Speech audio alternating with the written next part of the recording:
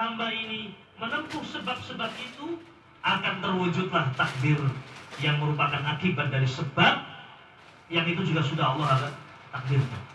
Jadi sebab itu Allah takdirkan, akibat juga sudah Allah takdirkan. Ya, wabillahi itu. Wa matalam yati bisadab intafal makdur. Kalau seorang tidak menempuh sebab, ya, tidak akan terwujud akibat itu. Oh, tidak menempuh sebab. Bagaimana mungkin orang punya anak, dia tidak menikah? Bagaimana mungkin orang akan kenyang, dia tidak makan? Ya. Seperti itulah hubungan sebab dan akibat. Bukankah kita meyakini kenyang kita itu sudah ditakdirkan, ya atau tidak? Kan yakin sudah ditakdirkan. Kemudian kita minum, makan, tidak ada masalah. Karena kita yakin, ya kenyang ini, ya akan ditakdirkan dengan sebab. Yang sebab itu juga Allah takdirkan. Ya yang lainnya juga sama seharusnya demikian. Ya. Wabillahi taufiq. Surga dan neraka sudah Allah takdirkan. Ya. Jangan kemudian lah kalau demikian sudahlah. Tidak usah sholat, tidak usah ibadah. Kalau memang ditakdirkan surga. Ya. Kalau saya sholat, kalau Allah takdirkan neraka, nanti akhirnya juga neraka juga. A'udzubillah min dzalik. Ini bisikan apa? Syaitan. Allah sudah menakdirkan seseorang surganya, nerakanya, dan itu dikaitkan dengan sebab. Maka tempuhlah sebab-sebab.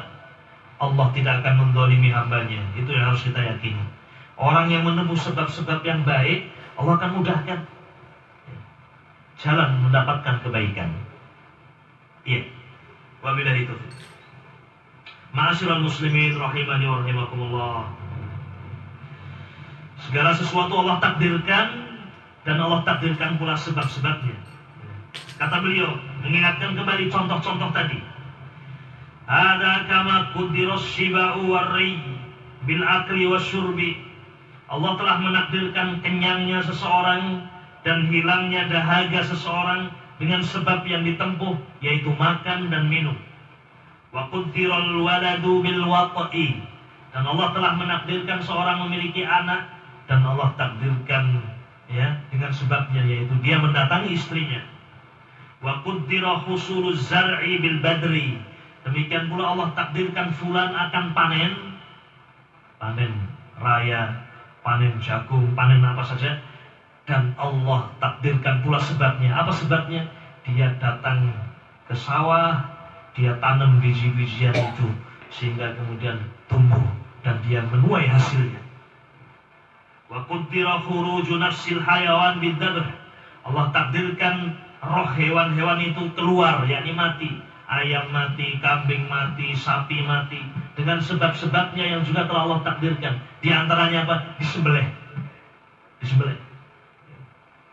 Nah, dengan disembelih mati. Wabillahi itu. Demikian pula, kadzalika qaddara dukhulul jannah bil a'mal. Demikian pula Allah telah menakdirkan seseorang masuk surga. Allah takdirkan pula amalan-amalannya. Allah mudahkan dia untuk melakukan amalan-amalan soleh. Demikian pula neraka. Wabillahi taufiq. Wa hadzal qismu huwal haq. Yang ketiga inilah yang benar. Kita meyakini takdir Allah Subhanahu wa taala, dan itu rahasia Allah. Dan Allah Maha Adil, tidak mungkin menzalimi hambanya. Dan segala sesuatu yang Allah takdirkan itu juga Allah takdirkan sebab-sebabnya. Dan tugas kita adalah menempuh sebab-sebab itu. Kalau kita ingin mendapatkan kebaikan, tempuh sebab-sebab kebaikan. Wabillahi taufiq. Dan di antara sebab-sebab kebaikan adalah apa? Doa. Kembali lagi kepada masalah kita, bahwasanya doa itu adalah sebab. Di antara sebab-sebab yang Allah takdirkan untuk terwujudnya sebuah kebaikan dan cita-cita. Ma'asyiral muslimin rahimani wa rahimakumullah. Wahina idzin, dari penjelasan tadi di atas, maka kita kembali lagi kepada kesimpulan yang benar. Fad-du'a'u min aqwal asbab. Bahwasanya doa itu adalah sebesar-besar sebab. Tidak ada yang lebih besar dari sebab ini. Nabi Musa, Nabi Harun, ya, dan juga siapa? Bani Israel dikejar oleh Musa, oleh Fir'aun sampai di tepi Laut Merah. Tidak ada lagi sebab. Apa lagi sebab, saudara? Mau cari perahu sudah tidak ada. Mau cari sebab apa? Tidak ada sebab. Tinggal sebab yang terakhir. Doa-doa mereka yang Allah kabulkan. Dikabulkan oleh Allah Jalla wa'ala. 3 orang yang diceritakan, dikisahkan oleh Allah Azza wa Jalla masuk ke dalam goa.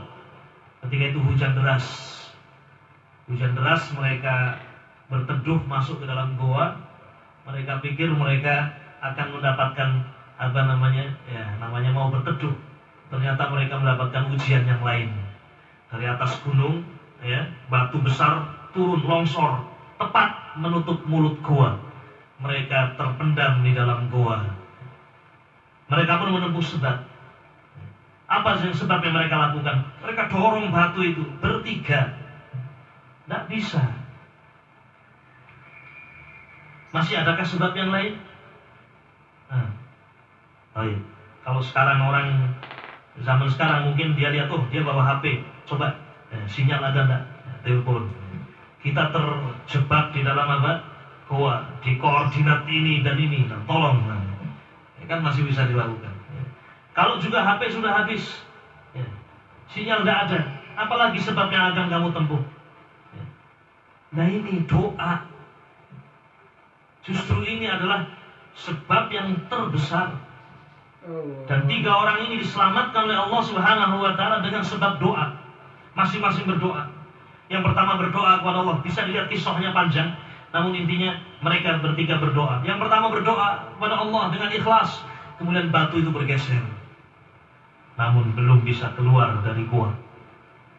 Yang kedua berdoa lagi kepada Allah Azza wa Jalla dengan sungguh-sungguh, dengan ikhlas. Bergeser lagi untuk yang kedua kalinya, namun masih saja belum bisa keluar. Yang ketiga berdoa, baru bergeser, terbuka lebar, dan ketiga-tiganya keluar dari gua tersebut dalam keadaan selamat. Maka dari sini ma'asyiral muslimin rahiman rahimakumullah, marilah kita kembali kepada madhab yang benar, keyakinan yang benar tentang doa, bahwasanya doa itu min aqwal asbab, adalah sekuat-kuatnya sebab. Fa idza qaddara wuqu'ul mad'uwi bihi bid-du'a lam yasihha an yuqal la faidata fid du'a. Kalau demikian, hadis-hadis tadi dan ayat-ayat tadi, termasuk kisah 3 orang ini yang mereka diselamatkan oleh Allah dengan doa, maka tidak benar kalau kemudian kita katakan doa itu tidak ada faedahnya. Benar atau salah? Salah. Wabillahi taufiq. Kalau ada orang yang mengatakan doa itu tidak ada faedahnya, sama saja dengan dia mengatakan makan tidak ada faedahnya, minum tidak ada faedahnya. Tak usah makan. Kalau memang Allah takdirkan kenyang, akan kenyang sendiri. Duduk lama 1 jam pun tidak kenyang-kenyang, ya. 2 jam tidak kenyang-kenyang, 3 jam tidak kenyang-kenyang, jam yang keempat mati. Salah dia sendiri, kenapa tidak makan? Kan demikian ya, kawan. Jadi sama seperti orang ini tidak sehat. La aqlalahu, tidak ada akalnya. Wabillahi itu. Jadi la faidata fil akli wasyurbi. Kalau demikian tidak ada faedahnya makan, tidak ada faedahnya minum, tidak ada faedahnya gerakan-gerakan kita, aktivitas kita tidak ada faedahnya. Kita datang ke masjid beramal tidak ada faedahnya. Kalau memang surga sudah Allah takdirkan, tak usah kamu datang ke masjid, tak usah menempuh sebab. Nah kita datang ke masjid ini mau apa? Tentu menempuh sebab. Kita datang ke masjid, langkah-langkah kaki kita itu, 1 langkah mengangkat derajat kita, langkah yang lain menghapuskan dosa kita. Kita datang ke masjid, sholat tahiyatul masjid. Kenapa tahiyatul masjid? Untuk mendapatkan ridha Allah Azza wa Jalla, agar kita mendapatkan jannah Allah Subhanahu wa Ta'ala. Kita duduk di antara adzan dan iqamah. Setelah adzan adalah waktu yang sangat mustajab antara adzan dan iqamah. Kenapa kamu berdoa? Karena saya yakin doa itu ada faedahnya, doa itu ada manfaatnya, doa itu adalah sebab. Itu yang seharusnya kita yakini. Wabillahi taufiq. Ma'asyiral muslimin rahimani wa rahimakumullah. Ya. Kemudian setelah ini ada pembahasan yang sangat menarik, ya, dan penting. Namun barangkali kita akan bahas pada kesempatan yang akan datang. Tetapi kita hanya akan mengingatkan di akhir pembahasan kita ini, ya, dalam kehidupan Nabi alaihi salatu wassalam, ya, kita melihat betapa Nabi alaihi salatu wassalam banyak berdoa. Itu salah satu jawaban tadi. Kalau memang doa tidak ada faedahnya, kenapa Nabi banyak berdoa? Ya. Ada doa-doa pagi, doa-doa sore, zikir pagi, zikir sore, dan disebutkan oleh Nabi, doa ini manfaatnya seperti ini, doa ini faedahnya seperti ini. Siapa yang doa seperti ini maka dia akan mendapatkan ini. Berarti doa itu ada faedahnya atau tidak? Ada faedahnya.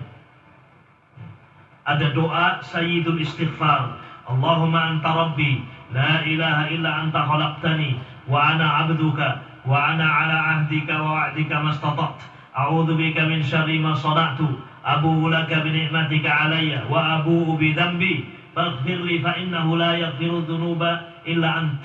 Kata Nabi alaihi salatu wasallam, barang siapa yang membaca doa ini di waktu pagi dalam keadaan yakin dengan apa yang dia ucapkan, kemudian dia mati di hari itu sebelum waktu malam, maka dia akan masuk surga. Ada faedahnya tidak berarti? Ada faedahnya. Barang siapa yang membaca doa ini di waktu sore hari, kemudian dia mati di waktu malam harinya, dan dia membaca doa itu dalam keadaan yakin dengan apa yang dia ucapkan, dakhalal jannah, masuk surga. Berarti ada faedahnya tidak? Ada faedahnya. Kok kamu mengatakan doa itu tidak ada faedahnya? Tidak benar.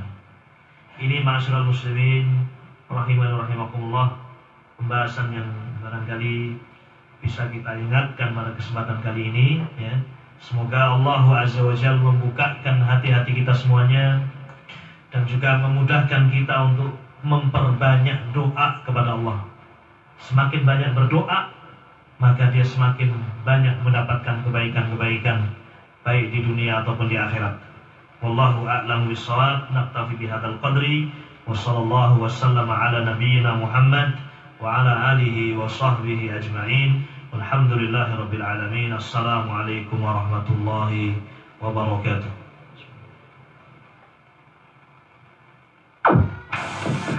Iya.